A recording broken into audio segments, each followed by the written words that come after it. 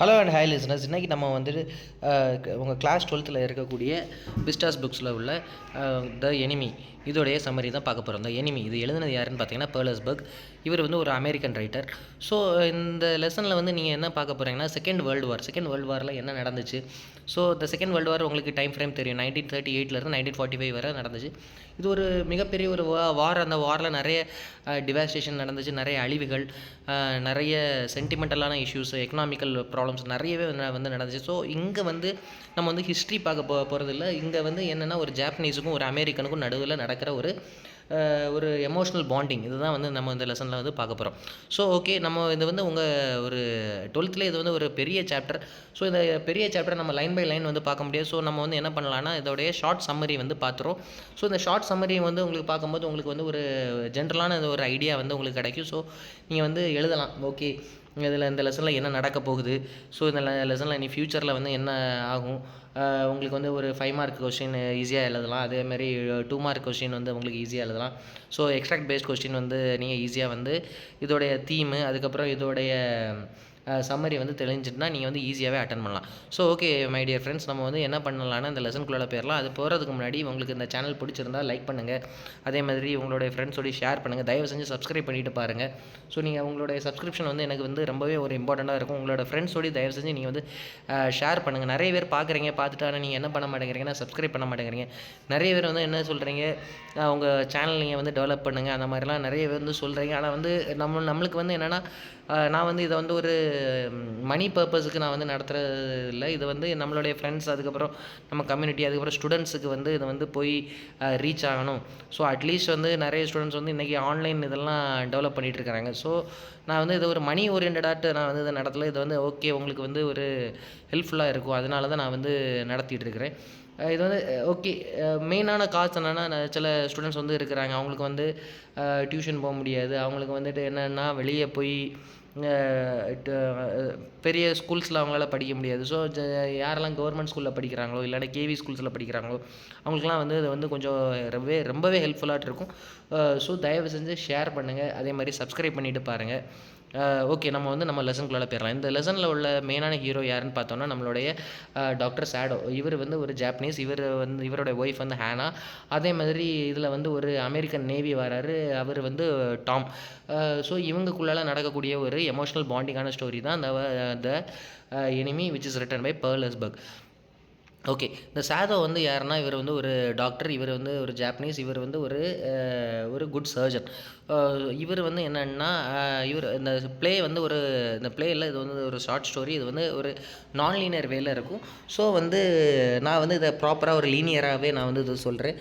என்ன ஆகுதுன்னா ஃபஸ்ட்டு வந்து இந்த சாதோ இவர் வந்து என்னென்னா அவருடைய சின்ன வயசை வந்து ஞாபகப்படுத்தி பார்க்குறாரு. சின்ன வயசில் வந்து இவர் வந்து என்ன பண்ணுவார்னா ஜப்பானில் இருக்கும்போது அவர் வந்து அவருடைய அப்பா ஓடி நின்றுட்டு பீச் பக்கத்தில் போய் நிற்பார். பீச் பக்கத்தில் நிற்கும்போது அது இப்போ ஜப்பானை சுற்றி இருக்கக்கூடிய குட்டி குட்டி ஐலாண்ட்ஸ் எல்லாம் பார்த்துட்டு இவர் வந்து கேட்பார், எப்பா அப்பா இது வந்து என்னது, இந்த லேண்ட்லாம் இருக்குல்ல இதெல்லாம் வந்து என்னதுன்னு. அப்போ அவங்க அப்பா வந்து சொல்லக்கூடிய ஒரே வார்த்தை என்னென்னா இதுதான் வந்து நம்ம நாட்டோடைய ஃப்யூச்சர், இந்த ஐலாண்ட் தான் நம்ம நாட்டோட ஃப்யூச்சர்னு வந்து சொல்லுவார். ஸோ அதுக்கப்புறம் இவர் வந்து அந்த லேண்டெல்லாம் பார்த்துக்கிட்டு அதுக்கப்புறம் அங்கே வந்து கோகனட் ட்ரீ இருக்கும், பாம் ட்ரீ இருக்கும், நிறைய ட்ரீஸ்லாம் இருக்கும். அதே மாதிரி சின்ன சின்ன ஐலாண்ட்ஸ் இதெல்லாம் வந்து சுற்றி நிறைய இருக்கும். அதை வந்து பார்த்துட்டு இருக்கும்போது இவரும் ஓகே இது வந்து ஓகே இதுதான் நம்மளுடைய ஃப்யூச்சராக இருக்கும்னு சொல்லிட்டு இவரும் நம்பிடுவார். ஸோ இவர் வந்து கொஞ்சம் வளர்ந்ததுக்கப்புறம் என்ன பண்ணுறாருனா நேராக வந்து அமெரிக்காவுக்கு போகிறாரு. அமெரிக்காவுக்கு எதுக்கு போகிறாருன்னா மெடிக்கல் வந்து படிக்கிறதுக்கு போகிறாரு. அங்கே வந்து ஒரு ப்ரொஃபஸர் வீட்டுக்கு அடிக்கடி போவார். அவர் வந்து ஒரு அமெரிக்கன். ஸோ அப்போ வந்து இவர் என்ன பண்ணுறாருனா படிக்கும்போதே அவர் வந்து யாரை மீட் பண்ணுறாரு, அவருடைய ஒய்ஃப் ஹேனா. இவரை வந்து இவங்களை வந்து இவருடைய வீட்டில் வந்து மீட் பண்ணுறாரு. மீட் பண்ணும்போது என்ன ஆகுதுன்னா 2 பேருமே ஒரே ஃபீல்டு, 2 பேருமே டாக்டருக்கு வேண்டி படிக்கிறாங்க. இவங்களும் ஒரு ஜாப்பனீஸ். என்ன ஆகுதுன்னா இவர் வந்து படிப்பில் ரொம்பவே ஒரு ஃபாஸ்ட்டான ஒரு பர்சன். ஸோ இவர்கிட்ட இவங்க வந்து டவுட்லாம் கேட்பாங்க. கேட்கும்போது என்ன ஆகுது, இவங்க 2 பேர்த்துக்குள்ளால ஒரு லவ் இன்ட்ரெஸ்ட் வந்து ஸ்டார்ட் ஆகுது. லவ் இன்ட்ரெஸ்ட் ஸ்டார்ட் ஆனதுக்கப்புறம் 2 பேரும் என்ன பண்ணுறாங்க, படிச்சுக்கிட்டே வந்து 2 பேரும் லவ் பண்ணிகிட்டு இருக்கிறாங்க. ஸோ இந்த விஷயம் வந்து சாதோவோட அப்பாவுக்கு தெரிய வருது. சாதோ வந்து அப்பா வந்து ஃபஸ்ட்டு வந்து என்ன தான் வேண்டாம், இது வந்து நம்ம கல்ச்சருக்கு எகென்ஸ்ட்டுன்னு சொல்லிட்டு இருக்கும்போது அவர் வந்து லாஸ்ட் ஃபைனலாக என்ன பண்ணுறாருன்னா ஓகே அக்செப்ட் பண்ணுறாங்க. அக்செப்ட் பண்ணதுக்கப்புறம் இவங்களும் படிப்பை முடிக்கிறாங்க. படிப்பை முடிச்சதுக்கப்புறம் என்ன ஆகுது, இவங்களும் கல்யாணம் பண்ணுறாங்க. கல்யாணம் ஆகி இவங்க வந்து ஜப்பானில் வந்து இவங்களோட லைஃப் தொடங்குறாங்க. தொடங்கும்போது இவங்களுக்கு ஒரு 2 குழந்தைங்க இருக்கிறாங்க. ஸோ வந்து இப்படி இவங்களுடைய நாள் நாள் வந்து நல்லா போயிட்டே இருக்கும்போது வந்து என்ன ஆகுது, ஒரு நாள் வந்துட்டு இவங்க இது வந்து ரொம்ப ஒரு கொஞ்சம் வருஷங்கள் கழிச்சதுக்கப்புறம் ஒரு நாள் என்ன ஆகுதுன்னா, இவங்க வந்து என்ன பண்ணுறாங்க, பீச்சில் போய் நிற்கிறாங்க. நிற்கும்போது என்ன ஆகுது, அந்த பீச்சு உங்களுக்கு ஈவினிங் டைம் வந்து உங்களுக்கு தெரியும், அந்த சூரியன் வந்து அஸ்தமனம் ஆகும்போது வந்து என்ன ஆகுதுன்னா, அந்த ஒரு கொஞ்சம் டார்க்னஸ் வந்து வரும். டார்க்னஸும் வரும், கொஞ்சம் லைட்டும் இருக்கும். ஸோ அந்த மாதிரி டைமில் வந்து என்ன ஆகுதுன்னா, ஒரு அலையில் வந்து ஒருத்தர் வந்து அலை வந்து ஒரு ஆளை வந்து அடித்து கொண்டு வரும்போது அந்த ஆள் வந்து இவங்க வந்து ஒரு டிஸ்டன்ஸில் இருந்து பார்க்குறாங்க. இதை நடக்கிறத வந்து பார்த்துட்டு இருக்கும்போது ஒரு ஆளை வந்து அலை வந்து அடித்து கொண்டு வரும்போது இவங்க வந்து பார்த்துட்ருக்காங்க.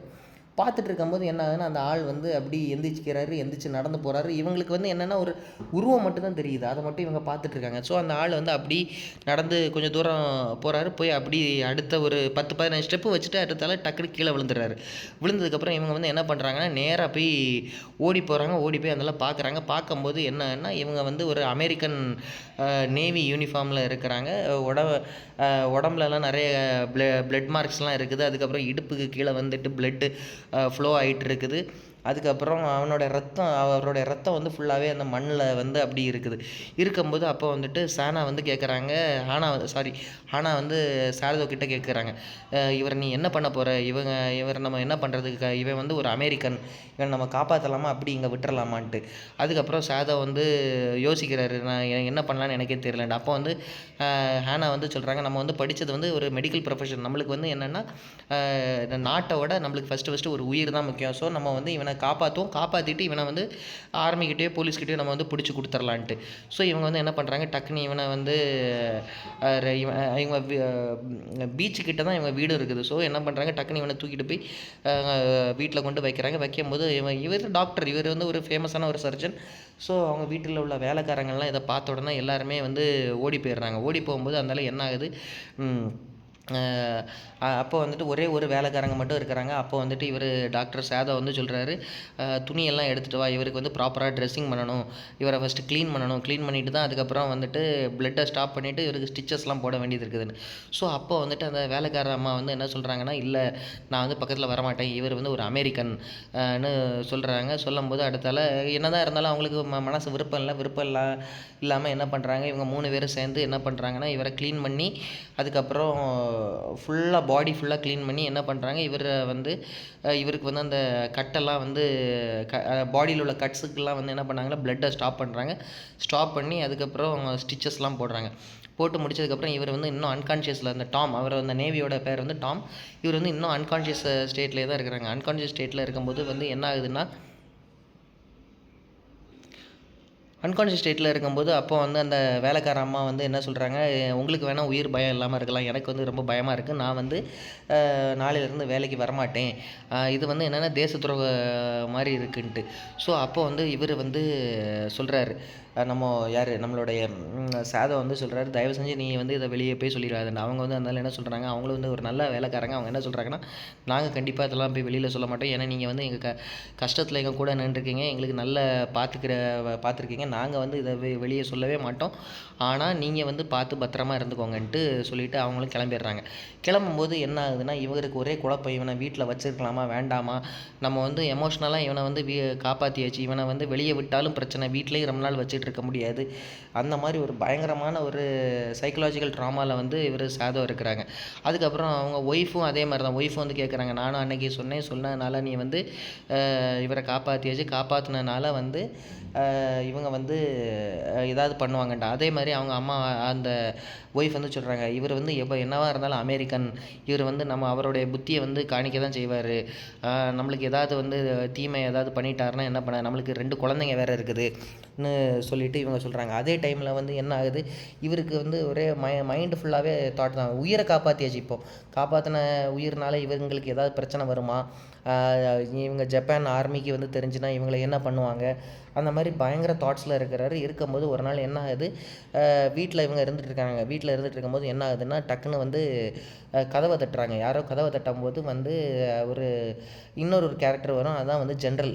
அவர் வந்து மிலிட்ரியில் வந்து சர்வ் பண்ணி ரிட்டையர் ஆன ஒரு ஜென்ரல். அவருக்கு வந்து உடம்பு சரியில்லை. அவருடைய சர்வன்ட் வந்து கூப்பிட வந்திருக்காங்க. கூப்பிட இவர் வந்து என்ன பண்ணுறாரு, கதவை திறக்கிறாரு. கதவை திறக்கும்போது இவங்க நினைக்கிறாங்க, ஓகே நம்ம வந்து இவனுக்கு வந்து ட்ரீட்மெண்ட் கொடுத்தது வந்து யாருக்கோ தெரிஞ்சுட்டு, ஸோ நம்மளை அரெஸ்ட் பண்ணது தான் வந்திருக்காங்க. ஆனால் வந்து அவங்க வந்தது எதுக்குன்னா வந்து இந்த ஜென்ரலுக்கு உடம்பு சரியில்லாமல் இருக்கும், டாக்டர் சேதவை கூட்டிகிட்டு போகிறதுக்கு வேண்டி வந்திருப்பாங்க. வந்திருக்கும்போது இவரும் என்ன பண்ணுவார், இவர் வந்து மனசில் அதை வச்சுக்கிட்டே இருப்பார்.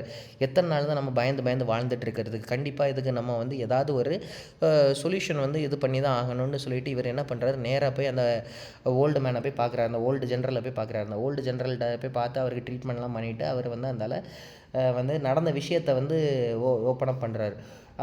அவரும் வந்து என்ன, அவரும் வந்து ஒரு நல்ல ஓல்டு ஜென்ரலும், அவர் வந்து ஒரு ஜாப்பனீஸ் தான். அவர் வந்து ஒரு நல்ல மனுஷன். அவர் வந்து என்ன சொல்கிறாருன்னா, நான் வந்து இதை நான் வெளியில் போய் நான் சொல்ல மாட்டேன். ஏன்னா நீ வந்து ஒரு பெஸ்ட் சர்ஜன், நீ வந்து ஒரு நல்லது தான் பண்ண, you are true to your profession. அதனால் நான் வந்து இதை கண்டிப்பாக வெளியே போய் சொல்ல மாட்டேன். ஆனால் நான் வந்து இப்போ வந்து சாதம் வந்து கேட்குறாரு, ஓகே சார் நீங்கள் வந்து கண்டிப்பாக இதை போய் வெளியே சொல்ல மாட்டேங்க, ஆனால் நான் எத்தனை நாள் தான் இவனை வீட்டில் வச்சுட்டு இருக்க முடியும்? எனக்கு இவனை வீட்டில் வச்சுக்கிட்டு இருக்கிறதுக்கும் பயமாக இருக்குது. ஏன்னா இவன் வந்து ஒரு அமெரிக்கன், இவன் தப்பிக்கணும்னு நினச்சிட்டு என் குழந்தைங்கள இல்லைனா என் ஒய்ஃபை அட்டாக் பண்ணுறான், இல்லைனா நாளைக்கு என்னையே அட்டாக் பண்ணிடுறான். நான் வந்து என்ன சார் பண்ணுறதுக்கு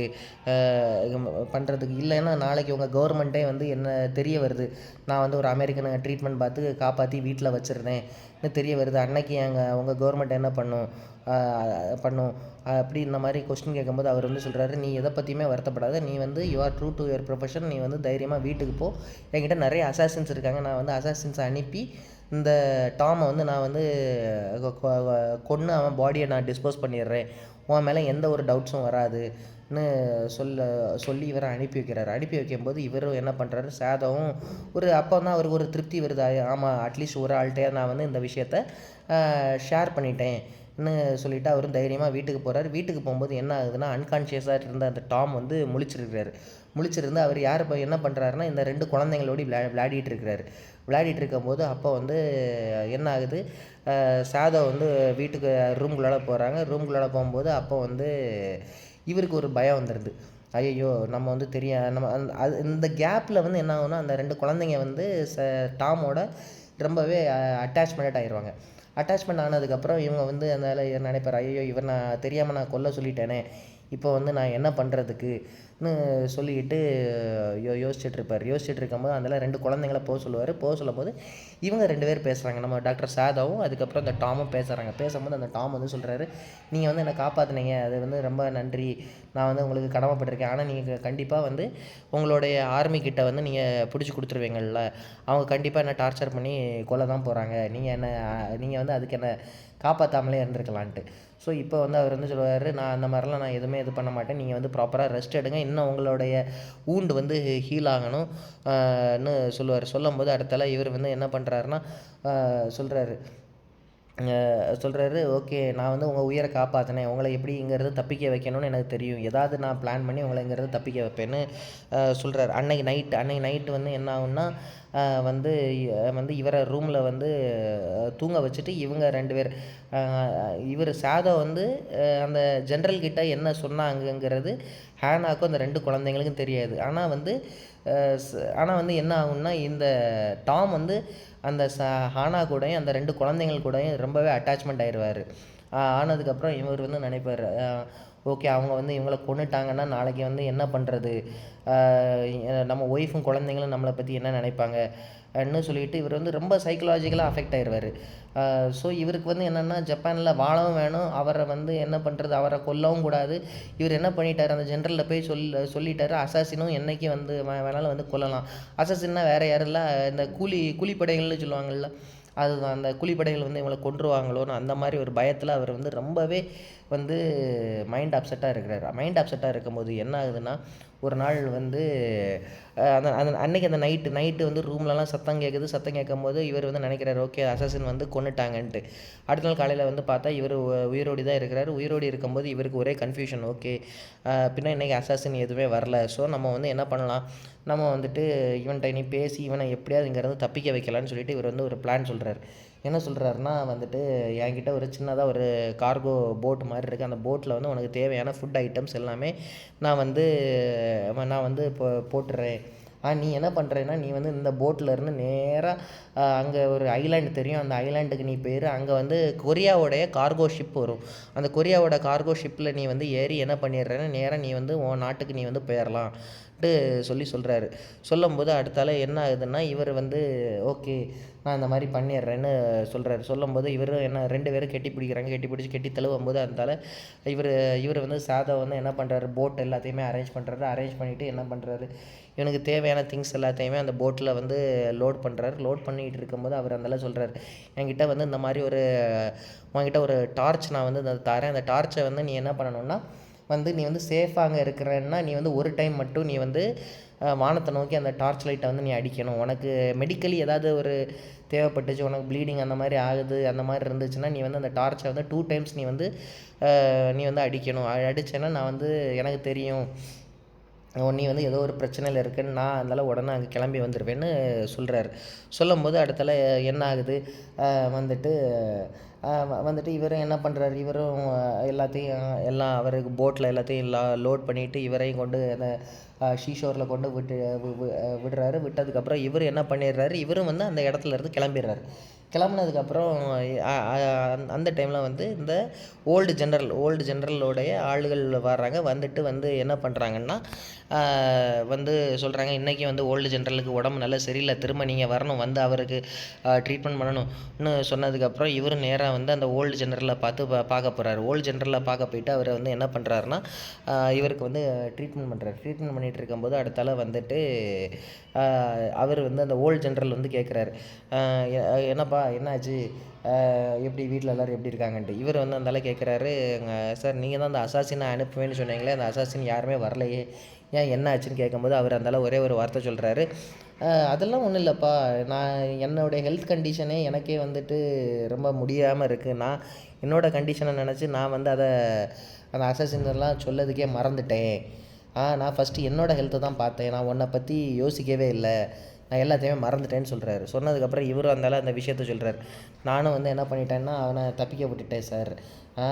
அவனை வந்து நேராக கொஞ்சம் போட்டில் என்னுடைய ப்ரைவேட் சின்ன ஒரு போட்டில் வந்து ஃபுட்டெல்லாம் கொடுத்து அவனை வந்து இந்த ஜப்பான் ஐலாண்ட்லேருந்து அடுத்த ஐலாண்டில் நான் வந்து அவனை அனுப்பிச்சி விட்டுட்டேன்னு சொல்கிறாரு. சொல்லி முடிச்சதுக்கப்புறம் அவர் சொல்கிறாரு, எது நடந்துச்சோ ஓகே, இதை நீயும் மறந்துட்டு நானும் மறந்துடுறேன், இதை பற்றி நீ யார்கிட்டையும் வெளியில் சொல்லாதுன்னு சொல்லிவிட்டு இவர் வந்து போகிறாரு. போகும்போது அடுத்தால என்ன ஆகுது, இவர் நேராக வீட்டுக்கு போகிறார். வீட்டுக்கு போகும்போது அடுத்தால என்ன ஆகுது, இவர் வந்து அடுத்தால இவருடைய வீட்டில் உள்ள அந்த வராந்தாவில் இருந்து அவர் வந்து என்ன பண்ணுறாரு, அப்படியே அந்த சீஷோர் பார்த்துட்டே இருப்பார். எதுக்கு பார்த்துட்டு இருப்பாருன்னா, அவர் ஏற்கனவே சொன்னார், நீ வந்து அந்த லைட்டை நீ வந்து ப்ளோ பண்ணி காட்டு, லைட்டை வச்சு தான் எனக்கு தெரிஞ்சுக்க முடியும், நீ வந்து சேஃபாக இருக்கியா இல்லைனா அன்சேஃபாக இருக்கியான்ட்டு. ஸோ லைட் வந்து எரியாது. இதிலேருந்து வந்து ஃபைனலாக வந்து நம்ம என்ன கன்க்ளூட் பண்ணலான்னா, அந்த கொரியன் கார்கோ ஷிப் வந்து வந்திருக்கும். அந்த கொரியன் கார்கோ ஷிப் மூலமாக வந்து இவர் வந்து தப்பிச்சு போயிருப்பார். இதுதான் இந்த ஸ்டோரியோடைய கன்க்ளூஷன். ஸோ வந்து உங்களுக்கு வந்து இந்த ஸ்டோரி வந்து கண்டிப்பாக பிடிச்சிருக்குன்னு நான் நினைக்கிறேன். வந்து இதில் ஸ்டோரியோடைய தீம் வந்து என்னென்னா வந்து ஹியூமனிட்டி வாசஸ் நேஷ்னலிசம். ஸோ வந்து இந்த கொஷின் நானுமே உங்கள்கிட்ட கேட்கணுன்னு தான் நினைக்கிறேன். இது வந்து சாதா வந்து அவரை காப்பாற்றிருக்கணுமா, இல்லைனா அந்த இடத்துல அவரை கொன்று இருக்கணுமா, இல்லைன்னா அவரை வந்து ட்ரீட்மெண்ட் பண்ணிவிட்டு அவரை வந்து அவங்க அந்த ஜப்பான் நாட்டோடைய ஆர்மி கிட்ட கொடுத்துருக்கணுமா. இது வந்து இந்த கொஸ்டின் வந்து உங்கள்கிட்ட கேட்பாங்க. ஸோ இந்த மாதிரி கொஷின்ஸ்லாம் கேட்பாங்க. Why did Sadao save the life of the American soldier, whether he is seeing the humanity or whether he should see the nationalism. இந்த மாதிரிலாம் கொஷின்லாம் கேட்கும்போது நீங்கள் வந்து கரெக்டாக வந்து அந்த ப்ரொஃபஷனில் இருந்தால் நீங்கள் என்ன மாதிரி பண்ணுவீங்க, அந்த மாதிரிலாம் கொஷின்ஸ்லாம் உங்களுக்கு கேட்பாங்க. ஸோ இந்த ஸ்டோரியோடைய சம்மரி வந்து உங்களுக்கு புரிஞ்சிருக்கும்னு நினைக்கிறேன். நீங்கள் இதை வந்து நீங்கள் லைன் பை லைன் ரீட் பண்ணி நீங்கள் வந்து தெரிஞ்சுக்கோங்க. ஏன்னா இதில் இருந்து எக்ஸ்ட்ராக்ட் பேஸ்ட் கொஸ்டின் கேட்குறதுக்கு நிறையவே சான்சஸ் இருக்குது.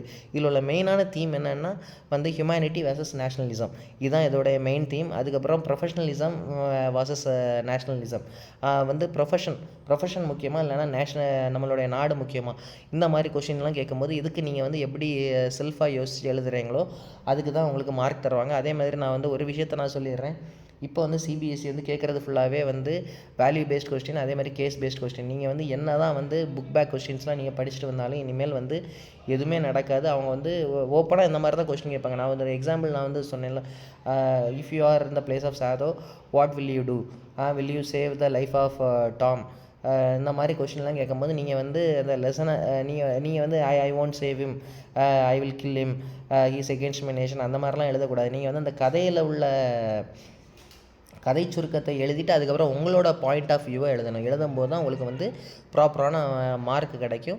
ஸோ வந்து உங்களுக்கு இந்த வீடியோ வந்து பிடிச்சிருக்குன்னு நான் நினைக்கிறேன். நம்மளுடைய வீடியோவை பார்த்தீங்கன்னா தயவு செஞ்சு சப்ஸ்கிரைப் பண்ணுங்கள், ஷேர் பண்ணுங்கள். அதே மாதிரி உங்கள் ஃப்ரெண்ட்ஸ் கிட்டையும் நம்மளுடைய சேனலை பற்றி சொல்லுங்கள். வந்து அவங்களுக்கு வந்து ஒரு எக்ஸாம் டைமில் வந்து ஒரு ஃப்ரீ ஆஃப் காஸ்ட்டில் அவங்க வந்து பார்த்துட்டு அவங்களுக்கு ஒரு நல்ல ஒரு நாலேஜ் கிடைக்கும். ஸோ இது வந்து உங்களுக்கு ஒரு ரொம்பவே ஒரு பெரிய லெசன் இது. லைன் பை லைன் தயவு செஞ்சு ரீட் பண்ணுங்கள். நான் சொன்ன சம்மரியை வச்சு உங்களால் வந்து ஒன்லி உங்களுக்கு வந்து 2 மார்க்ஸ் அண்ட் 5 மார்க்ஸ் கொஸ்டின்ஸ் தான் எழுத முடியும். ஆனால் வந்து எக்ஸ்ட்ராக்ட் பேஸ்ட் கொஸ்டின்ஸ்லாம் வந்து கேட்டாங்கன்னா நீங்கள் வந்து லைன் பை லைன் ரீட் பண்ணால் தான் உங்களால் இந்த லெசன் வந்து எழுத முடியும். ஸோ நான் வந்து உங்களுக்கு 12th இருக்கிற ஒரு பெரிய சாப்டரை வந்து நான் வந்து எவ்வளவு ஷார்ட்டாக சொல்லி முடிக்க முடியுமோ நான் அவ்வளோ ஷார்ட்டாக நான் சொல்லி முடிச்சிருக்கிறேன். So thank you. Stay tuned with my channel. God bless you.